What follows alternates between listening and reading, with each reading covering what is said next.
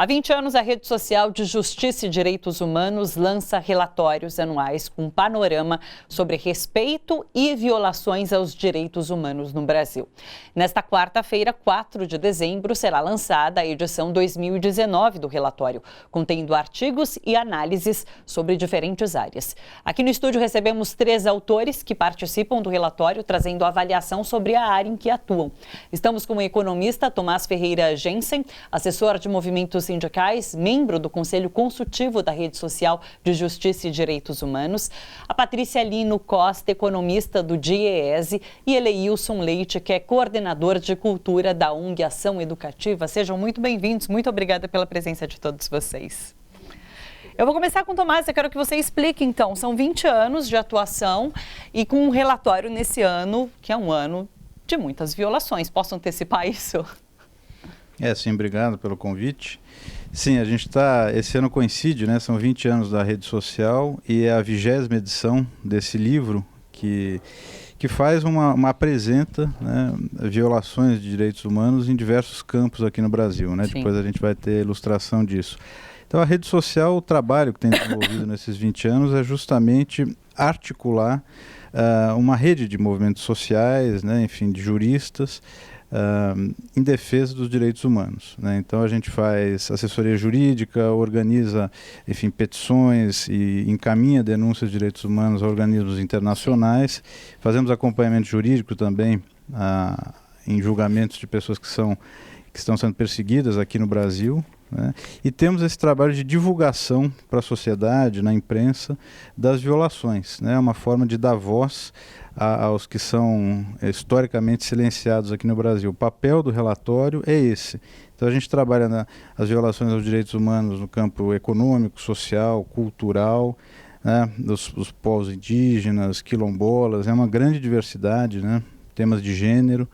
E como você fala, né, nós vivemos nesses últimos 20 anos um agravamento, né, das violações aos direitos humanos, mais explicitamente nos anos mais recentes, né, mas inegavelmente como as violações aos direitos humanos no Brasil, elas têm um fundo estrutural, né, da nossa herança colonial nunca superada, né, enfim, das nossas desigualdades econômicas que são fruto dos séculos de escravidão também ainda não superados.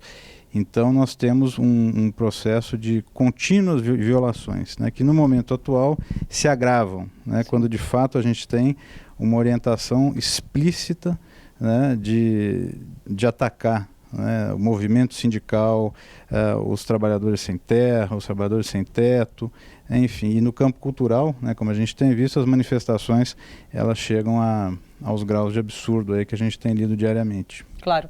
A gente discute direitos humanos hoje aqui no estúdio com um episódio como o desse final de semana, com a morte desses 9 jovens no que está sendo chamado de massacre cometido pela Polícia Militar do Estado de São Paulo. E a gente sabe que João Dória assumiu em São Paulo falando sobre a polícia agora vai atirar para matar. E a gente ainda vai descobrir se foi a partir de tiro, se foi nessa questão de pisoteamento, como que se deu a morte dessas 9 pessoas. Mas, de qualquer forma, é uma violação grave aos direitos humanos. Elício, eu queria que você falasse um pouco sobre isso.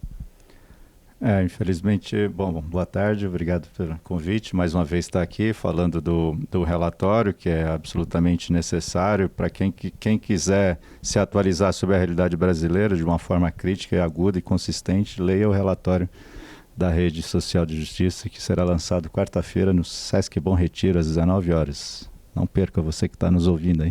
Nos vendo e ouvindo na Brasil Atual, não, né? Esse não, hoje é só na TVT. Só na TVT. Bom, então, infelizmente a gente está fazendo essa conversa sobre o impacto do que ocorreu em Paraisópolis na madrugada de sábado para domingo. Sim. Ali há um fluxo, né? Que eles chamam fluxo, não é...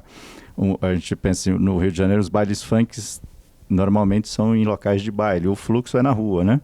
E Paraisópolis tem essa característica, ela tem uma avenida enorme, que é Ernest Renan, ela tem uma outra que cruza, que eu não me fugiu o nome, mas essa é bem grande, é onde fica o comércio, tem até lojas de comércio grande lá, e é uma ladeira enorme. E aí vai de cima embaixo, e com vários carros com porta-malas, e em torno disso a galera vai se reunir, na juventude vai se reunindo e faz essa festa. Ela acontece às sextas e os sábados, assim. e no sábado com maior frequência. É um ponto de encontro, é um fluxo, como diz, assim, como o nome sugere, é uma apropriação por parte dos jovens, sobretudo, de um espaço da comunidade que é deles. Sim, já que não existe um espaço cultural, exatamente, inclusive, na região. Exatamente. E ainda Paraisópolis, né, que as pessoas conhecem, talvez quem não é de São Paulo, ela não fica exatamente num território periférico, ela fica, inclusive, encravada num bairro nobre, né? Sim. Ela fica para cá da ponte, né? A gente costuma, no sentido da Zona Sul, chamar de periferia, que é depois da ponte, sobretudo depois que o Racionais consagrou a expressão da ponte para cá. Bom, mas enfim, aí o que aconteceu, pelo que tudo indica, foi uma ação coordenada da polícia que, segundo relatos de pessoas, de testemunhas e pessoas da comunidade, já havia um tensionamento ali, né? E parecia que uma ação desse tipo era iminente. Sim, e ela de fato aconteceu. Os fatos vão ser apurados, evidentemente. Sim. A gente não cabe aqui a gente ficar fazendo também afirmações sem as devidas provas, mas a gente se baseia nos relatos das pessoas de lá, inclusive líderes comunitários. Sim. Nós da Ação Educativa temos ações em Paraisópolis, fizemos um projeto de grafite, inclusive na Rua do Fluxo, recentemente. Então, o que aconteceu ontem, infelizmente, coloca em evidência de um modo trágico o que é a violação do direito à cultura nas periferias. E daí a gente entra no tema do seu artigo, que é guerras culturais. Exatamente. Eu dei esse título porque eu acabei pegando a discussão em nível federal. Sim. Que o presidente Jair Bolsonaro, ele adotou uma tática de guerra cultural, que é aquela seguinte: ele botou no discurso as questões de valores simbólicas como tema, né? E alguns dizem até que é um truque dele, né? Para deixar que o Paulo Guedes trabalhe as questões econômicas aí, que depois o Tomás e a Patrícia podem falar melhor. E aí ele cria uma celeuma, ele cria uma crise, uma afronta com os artistas, por exemplo, e toma ações como no início do ano foi o Carnaval, né? Se vocês lembrarem, está lá no meu artigo, ele chegou a publicar no Twitter um vídeo pornográfico dizendo que o Carnaval espelhava o Carnaval. Sim. Enfim. E, então ele elegeu a cultura como um tema de embate, de confronto, porque pega as questões de costume, que é a pauta deles. Aí eles atacam os feminismos, né? Enfim, a comunidade LGBT, os negros, eles pegam por aí, porque o ativismo LGBT dos negros, das mulheres, está muito no campo da cultura. Isso está sendo uma coisa muito interessante. Por via ação cultural, esses grupos estão se manifestando. A gente tinha os saraus na periferia, mas tem muito islã agora. Sim. Os islãs, que não são só na periferia, eles são um veículo de manifestação, por exemplo, das mulheres negras. É muito comum. Eu vou em muitos islãs, até por deveres de ofício, e percebo isso, né? Então ele elegeu aí. E já é um estudo nos Estados Unidos, lá dos anos 80, que definiu isso como guerra cultural. Sim. Então, o Bolsonaro fez guerra cultural. Agora, ele faz guerra cultural no discurso, mas lá em Paraisópolis a guerra foi lá no chão. Claro. Foi no beco e na viela. Sim. E aí é que o negócio pega, né? A gente já volta a esse assunto, vou passar para a Patrícia. Patrícia escreveu um artigo junto com o Clemente Ganslúcio, também do Diese, que chama Brasil, um resumo de 20 anos do mercado de trabalho. O que vocês apontaram nesses 20 anos de trabalho, especificamente nesses últimos anos, com reforma trabalhista, precarização? Eu acho que, primeiro também quero agradecer a oportunidade de estar aqui, o Clemente também gostaria de estar, infelizmente não foi possível. E o que a gente percebe é exatamente a mudança na trajetória. Sim. Você vinha num processo de formalização, de redução do desemprego, com criação de postos de trabalho, com carteira de trabalho assinada. E que, inclusive, ia contra um discurso que já tinha, desde a década de 90, de que a CLT seria um problema para a geração de empregos no Brasil. Mas no momento que você faz um olhar que visa o desenvolvimento, o crescimento não só da economia, mas também o desenvolvimento, né, dando oportunidades, acesso a crédito, redistribuição de renda, como foi feito, você gera, sim, um momento de crescimento com criação de carteiras, de vagas com carteira de trabalho assinada, Sim. com aumento de renda, com redução de desemprego, colocando a economia num ciclo virtuoso. E é justamente essa reversão nos últimos anos que assusta, a velocidade com que ela acontece, principalmente porque a CLT voltou a ser o problema e por isso se fez uma reforma trabalhista que há muito tinha sido feita em outros países e que existem relatórios que dizem que ela não gerou o emprego prometido, e essa reforma foi feita aqui e, de fato, o que a gente observa é que o pouco crescimento que a economia teve a partir de 2018 é pouco mesmo, Sim. porque comparando as taxas de crescimento de 2003 até 2009, 2014 e em diante, 16, 17, 18, é um crescimento bem pequeno. E o que se vê é um olhar preocupante, porque há um aumento da informalidade, do assalariamento sem carteira. A reforma ataca o movimento sindical e tira dele a possibilidade de defender as más condições de trabalho, o reajuste salarial. Foi uma reforma que foi feita para quebrar. Ela ela permite que contratos com trabalho parcial aconteçam. E o resultado a gente vê nos indicadores. Você pode até ter uma redução mínima do desemprego, mas o aumento da informalidade é imenso. Existe uma parcela grande de pessoas que é subutilizada. E isso isso que a gente está vivendo hoje, uma situação de precarização. Sim.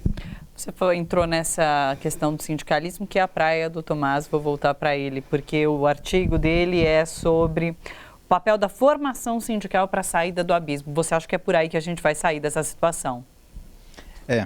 Aliás, minha praia é a mesma da Patrícia, né? Sim. Porque eu também sou economista do Diese, mas há 2 anos eu tenho trabalhado mais na escola do Diese, na área de formação, né? Formação sindical. E esse ano todo, praticamente, as atividades que eu participei pela escola foram chamadas por sindicatos que querem repensar os seus programas de formação. Na verdade, querem repensar o seu trabalho de base, né? E a boa notícia é que tem muitos sindicatos pelo Brasil inteiro que estão fazendo esse movimento, né? Então, diante de questões como a reforma trabalhista, que teve, né, um impacto financeiro grande para o movimento sindical, mas também da tomada de consciência de que o movimento sindical vai ter força à medida que ele tenha base mobilizada, sindicalizada, né, e com uma ação consciente. Isso só é possível com um trabalho de base planejado, né, e vinculado a um projeto de sociedade que o sindicato apoia, né, enfim, e ajuda a construir. Então a reflexão que eu proponho é justamente isso. Eu faço um pouco um balanço, né, do que foi as linhas gerais da formação sindical nesses últimos 20 anos, né, em que, de certa forma, para muitos sindicatos se deixou o trabalho de base de lado, né, especialmente esse processo de conscientização. Sim. E a partir dessa experiência que a gente tem tido a partir lá da escola do Diese, a gente vai tentando construir um pouco algumas referências político-pedagógicas que nós temos procurado dialogar com o movimento sindical, né? Então a nossa referência principal é o trabalho de base com educação popular, né, que recupera e atualiza, né, Paulo Freire, né, os seus princípios político-pedagógicos, e procurando entender como é que isso tem feito sentido para o movimento sindical, né, especialmente a necessidade da escuta da categoria e do movimento sindical conseguir se colocar, né, como educador, né, dialogando com o que vem da categoria e construindo junto um caminho novo de mobilização. E, infelizmente, né, ao longo desses anos, a gente foi deixando de escutar, e quando a gente começa a escutar, a gente vai descobrir que muita gente que é trabalhador, né, enfim, que vive do salário, votou, por exemplo, no Bolsonaro, né? E agora as consequências estão aí, né? Quer dizer, você tem um preço da carne avançando, né? Enfim, você tem uma agenda econômica que não tem nada para os trabalhadores, né? O objetivo é simplesmente gerar negócios através de privatizações, do que for, né? A bola da vez é o saneamento básico agora, vamos transformar isso num negócio para o capital estrangeiro. Então, escutar a base, né, escutar a categoria e saber dialogar com essa realidade, com essa visão de mundo, né, que a categoria tem, e transformar isso numa ação sindical mais enraizada, mais consequente, que de fato coloque o movimento sindical de novo como um movimento social que disputa na sociedade um projeto de construção de nação.